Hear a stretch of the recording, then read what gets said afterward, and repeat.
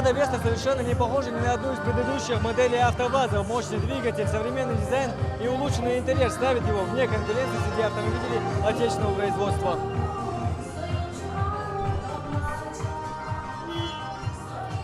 Первый покупатель Лады Веста – президент Федерации автоспорта Чечни Ислам Барзанкаев. До сих пор предпочитал японские машины, но теперь пересядет на отечественный.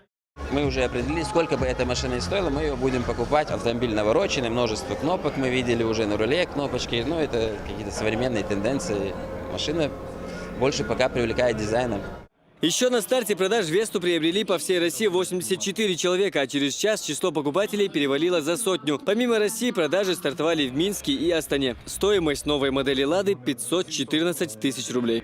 Преимущество от конкурентов тем, что у него больше колесная база, он выше, у него высокий клиренс 178 миллиметров, 480 кубических сантиметров объем багажника. Два мотора. В настоящее время у нас мотор стоит 1.6 ВАЗовской разработки. Также будут автомобили с мотором HR16. Это двигатели Renault Nissan, которые также производятся на АвтоВАЗ. В базовую комплектацию Веста входят системы ESP и ABS, а также противооткатная система, которая в течение нескольких секунд удерживает автомобиль на склоне. Люди ждали эту машину долго.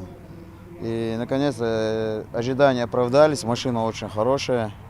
И цена приемлемая. Ну, все характеристики идеальные. Ну, как новая машина, еще она где-то месяц-два будет дорабатываться, конечно. Но, в принципе, машина идеальная. Люди спрашивают, вы видите, народ ночью приехал, смотрит. С соседней республики даже есть. В комплектациях комфорт и люкс предусмотрены обогрев лобового стекла, навигационная и мультимедийные системы, подушка безопасности для переднего пассажира и камера заднего вида. По словам президента АвтоВАЗа Бо Андерсона, на следующий год Веста должна выйти на рынок всех стран СНГ. Хамзат Аюбов, Руслан Балаев, Луиза Юнусова. Новости.